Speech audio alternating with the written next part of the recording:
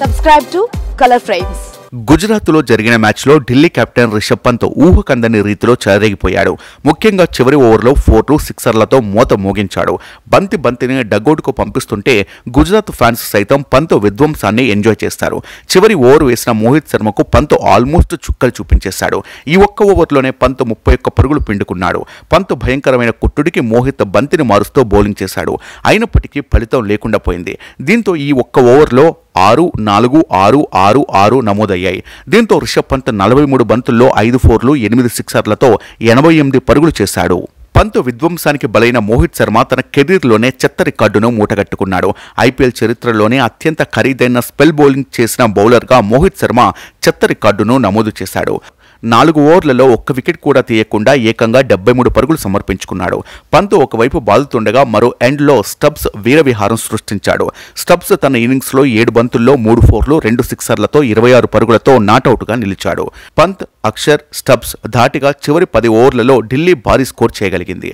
తొలి 10 ఓవర్లలో 80 పరుగులు చేసిన ఢిల్లీ క్యాపిటల్స్ చివరి 10 ఓవర్లలో 144 పరుగులు సాధించడం విశేషం. 225 పరుగుల భారీ టార్గెట్తో బరిలోకి దిగిన గుజరాత్కు ఆదిలోనే బిగ్ షాక్ తగిలింది. ఈ సీజన్లో వరుసగా నిరాశపరుస్తూ వస్తున్న కెప్టెన్ శుభ్మన్ గిల్ 2వ ఓవర్లోనే వికెట్ సమర్పించుకున్నాడు. నిజానికి గిల్కు ఇది 100వ ఐపీఎల్ మ్యాచ్. దీంతో గిల్ సెంచరీ చేస్తే చూడాలని ఫ్యాన్స్ ఆశపడ్డారు. కానీ గిల్ 6 పరుగుల వద్ద ఇన్నింగ్స్ను ముగించాడు. ఆ తర్వాత సాయి సుదర్శన్, వృద్ధిమాన్ సాహాలు గుజరాత్ ఇన్నింగ్స్ను చక్కదిద్దారు. 4లు సిక్సర్లతో విరుచుకుపడ్డారు. సాహా 39 పరుగుల ఇన్నింగ్స్లో 5 4లు 1 సిక్సర్ బాదాడు. సాయి సుదర్శన్ 39 బంతుల్లో 65 సాధించగా ఇందులో 7 4లు 2 సిక్సర్లు ఉన్నాయి. ఇక మిగతా ఆటగాళ్ల ప్రదర్శన ఏమంతా బాలేనప్పటికీ విధ్వంసకారుడు డేవిడ్ మిల్లర్ 4లు సిక్సర్లతో ఢిల్లీ బౌలర్లను ధాటిగా ఎదుర్కొన్నాడు. 23 బంతుల్లో 55 పరుగులతో మిల్లర్ కిల్లర్గా మారిపోయాడు. ఇందులో 6 4లు 3 సిక్సర్లు నమోదయ్యాయి. అయితే చివరి వరకు ఉత్కంఠగా సాగిన ఈ మ్యాచ్లో గుజరాత్ విజయానికి 5 పరుగుల దూరంలో ఆగిపోయింది. కాగా భారీ స్కోర్తో జట్టు విజయంలో కీలక పాత్ర పోషించిన పంత్కు player of the match award దక్కింది. ఇక ఢిల్లీ క్యాపిటల్స్ ఆడిన 9 మ్యాచ్ల్లో 4 గెలిచి 5 ఓడి 8 పాయింట్లతో 6వ స్థానంలో కొనసాగుతోంది. గుజరాత్ టైటాన్స్ ఆడిన 9 మ్యాచ్ల్లో 4 గెలిచి 5 ఓడి 8 పాయింట్లతో 7వ స్థానంలో కొనసాగుతుంది.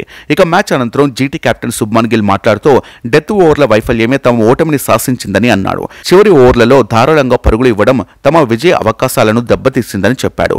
ఇదిలా ఉంటే గుజరాత్ టైటాన్స్ పై 224 పరుగులతో 200 కంటే ఎక్కువ పరుగులు చేసిన జట్ల జాబితాలో ఢిల్లీ క్యాపిటల్స్ అగ్రస్థానంలో ఉంది. అంతకుముందు గుజరాత్ పై Mumbai Indians 218, Kolkata knight riders 207, Chennai super kings 206, Punjab kings 200 పరుగులు చేశాయి. వీడియో మీకు నచ్చినట్లయితే ప్లీజ్ లైక్ చేయండి, షేర్ చేయండి, కామెంట్ చేయండి.